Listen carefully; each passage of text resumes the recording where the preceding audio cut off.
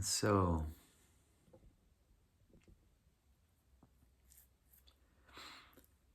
I want to continue to explore a little bit.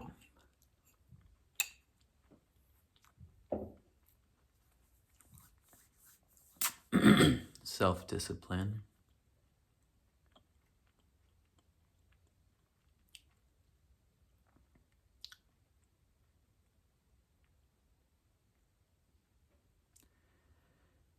It is yeah, it's a liberatory process, waking up out of the trance, more and more coming into reality, into stillness.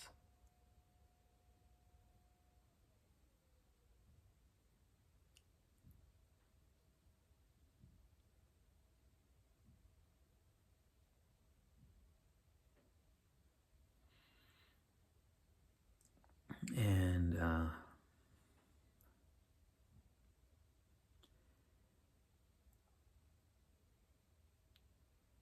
yeah, I just at a basic level, it's like,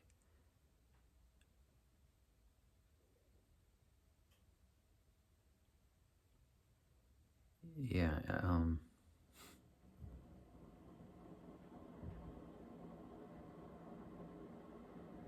habits can go both ways. And so you can start to, just the same way that a bad habit can have a great momentum, as you start breaking into these habits, liberating these old habits, these old ways of being, sitting in the fire, letting things burn off, coming into a deeper reality.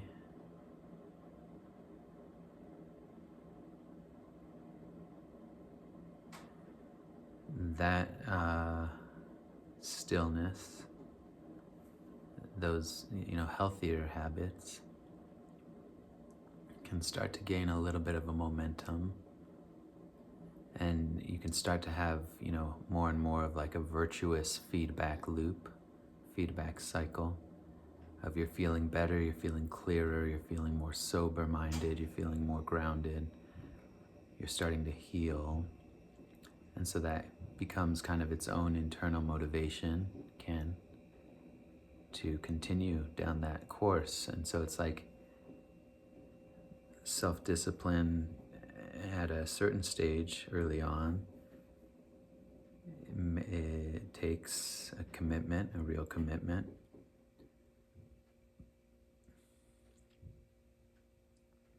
But then at a certain point, having seen the utility of it in your life, how it simplifies things, how you are less a slave to your desires,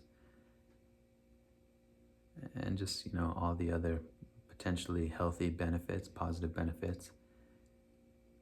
It's almost like I don't want to overstate this, but it's like there's a breakaway speed. They talk about, I think, when a rocket leaves the atmosphere, it's like you need a lot of fuel and energy and lift to get out, but then you cross a certain threshold out, I don't know, a certain atmospheric barrier or a certain distance from the earth, wherein gravity becomes less, the gravity of the earth becomes less intense. You reach this breakaway speed where you need a lot less effort, a lot less energy to maintain that momentum and that upward movement. There's something kind of similar. You gain a certain spiritual momentum.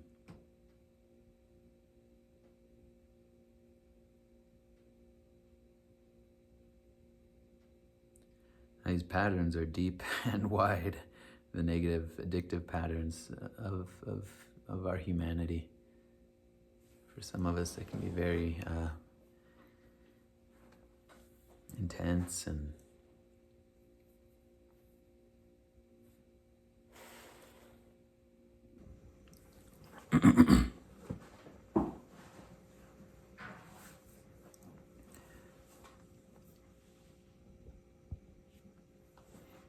but there can be a great, I'm just thinking now,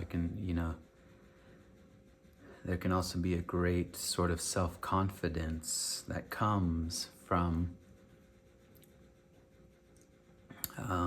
overcoming certain bad habits, transforming certain bad habits, and freedom and self-confidence, and no longer needing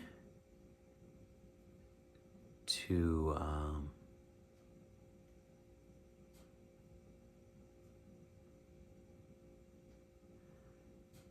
no longer needing porn or alcohol or cigarettes or food or sex or whatever. It can be a great freedom and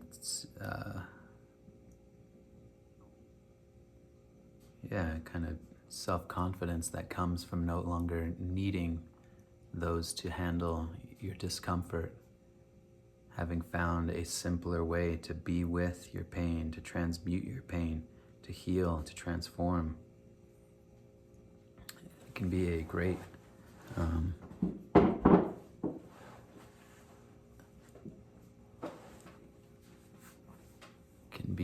just a great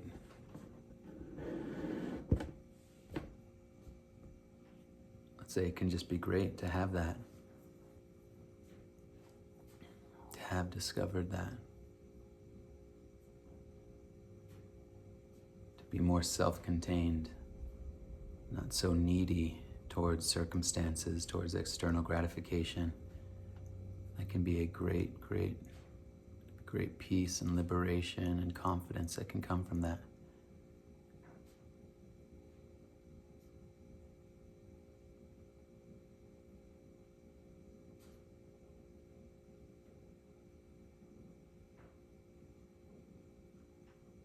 Autonomy, I guess, is another word for that. Great autonomy.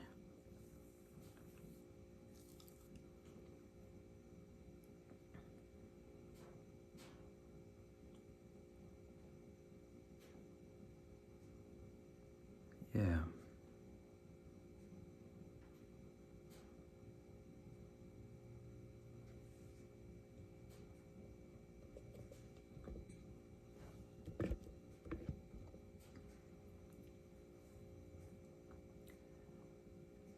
And what else do I want to say about that?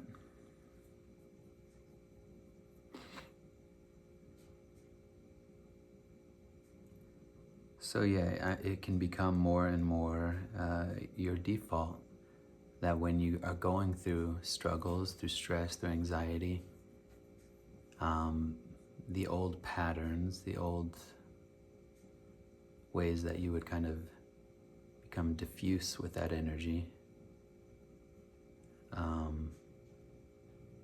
have less of a purchase on your attention, less of a purchase on your being, and more, you've got more and more momentum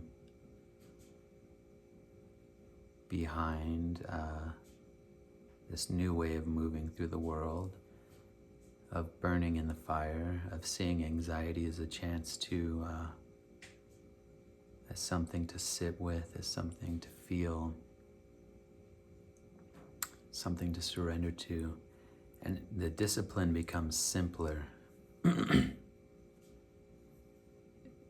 There's all kinds of techniques, meditative techniques, even, yoga, all kinds of ways to kind of deal with these unconscious patterns and to heal. But after a while, it just becomes simpler and simpler, more and more subtle as you get, through more and more layers. And it's just, surrendering, more and more immediate, less and less technique, just going there, laying down on the floor or sitting, however it's comfortable for you, and just burning, allowing stuff to come up. You emote, you move it through.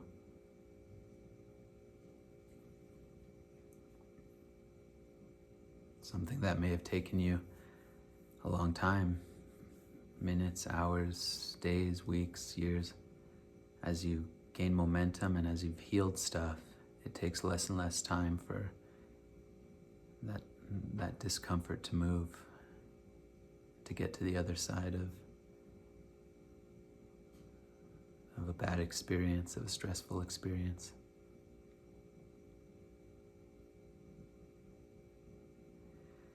Now, there are some cautions I'll give here about self-discipline. Again, every form has its shadow. Every form casts a shadow. And the shadow of self-discipline would be, and there may be multiple angles to this, but one would be rigidity. I am somebody for whom self-discipline has been the path just in so many domains of my life. I seem to have a very strong will and ability to commit to something difficult, to shift a very difficult pattern for whatever reason. I don't know. On some level, you could say it's like a psychological survival mechanism, something that's been really useful on one level for me. But yeah, maybe karmic, maybe just dispositionally. I think some people really struggle with self-discipline, being too loose on the path, and there's good aspects to that too. You know, there's something good about being relaxed and not being too high-strung, too achievement-oriented. There's something good about that. And then for other people, self-discipline in itself needs to be balanced. And I can speak into that a little bit, having been somebody who has great self-discipline.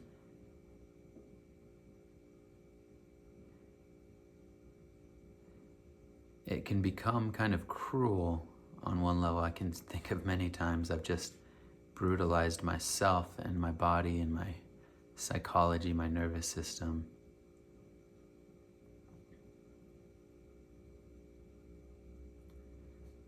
Because I have been too disciplined, you know, in so many realms. In work, overworking, just spending too many hours on a job, on a task.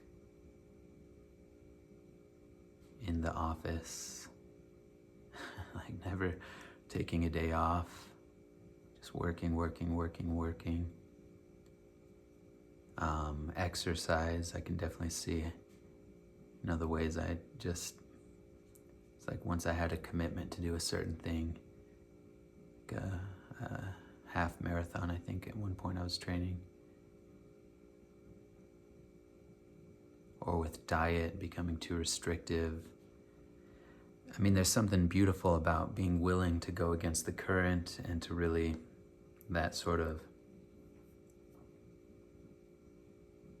ascetic, monk-like ascetic, A-S-C-E-T-I-C, ascetic. That capacity for discipline, for, you know, eventually what became for me meditation. And it was really useful in many ways because I was able to push myself into extremes with meditation and stillness, and, you know, with school, accomplishing things. So yeah, obviously there's a lot of positives for being disciplined, but it can be its own trap where there's such momentum behind it that you don't know how to be more gentle with yourself, and you can really kind of overdo it, burn yourself out.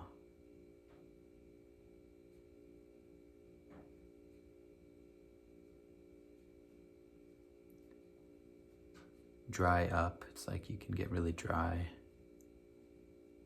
because everything is like metric based. I got to get this much done. I got to do this much. I got to keep improving. I got to do more, do better. So there is definitely a shadow to discipline and something like rigidity.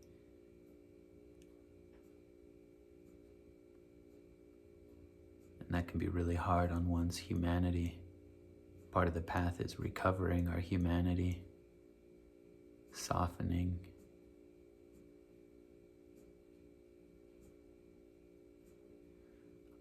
allowing the nervous system to unwind, allowing these more subtle, gentle dimensions of experience to come forward.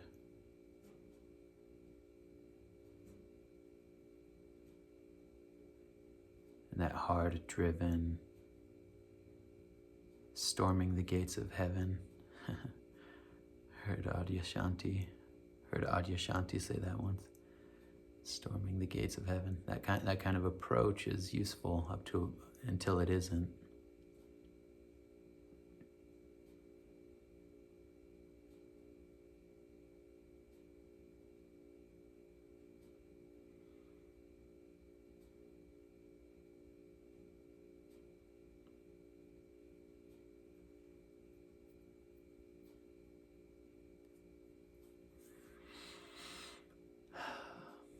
I feel like I got a little bit energetically out of alignment at some point in this video.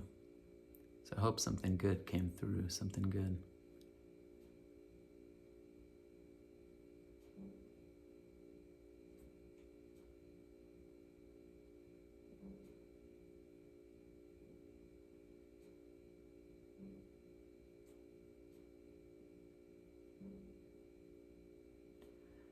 Yeah, and there can be like a question too about doership on the path.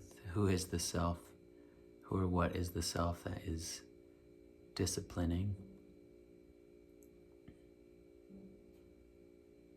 That we are disciplining.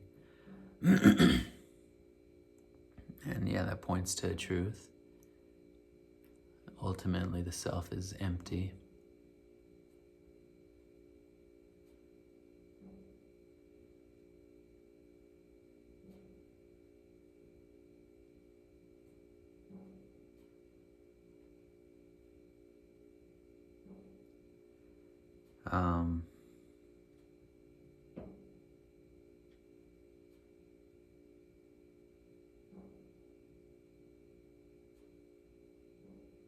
Yeah, ultimately, it's all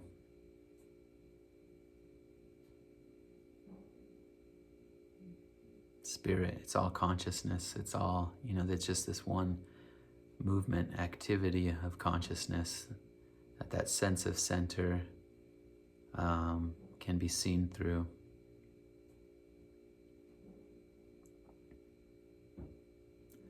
Anatta, the insubstantiality of the self.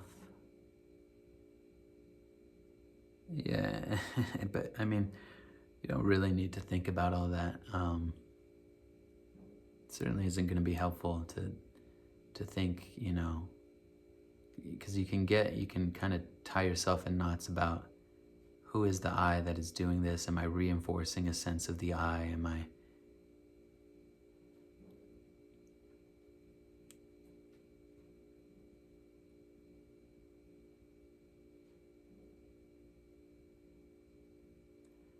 at a certain point, it doesn't really matter. You just keep moving in the direction of healing.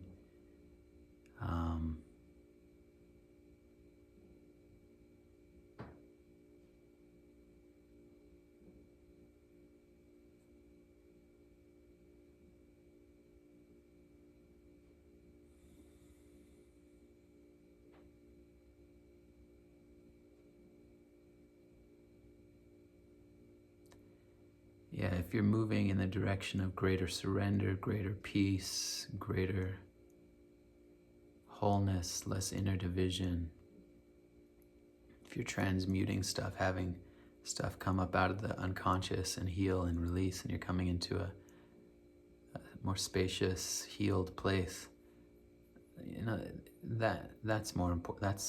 That's what matters. It's not about,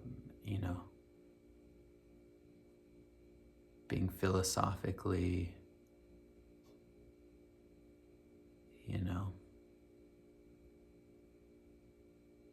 pure, or making sure all the T's are crossed, all the I's are dotted, having the perfect Advaita Vedanta.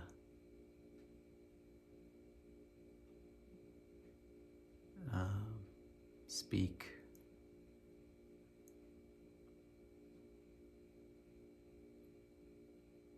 It's about peace, it's about healing, it's about wholeness. And whatever's moving you in that direction, that's what matters. And the insights, yeah, you can seek out, you can, practice self-inquiry, and that's useful. All of this stuff has utility, but a lot of it unfolds kind of organically. The more you surrender, the more you commit to healing, to feeling what hasn't been felt. So it's very simple. It's not at all easy. It's very simple. And it starts now. You just say, I'm willing to feel what's here. I'm willing to be with what's here. Die into the fire. That's the direct path. And if you have that capacity, if you have that willingness, and you do, you definitely do, that's all it takes. It's not complicated, so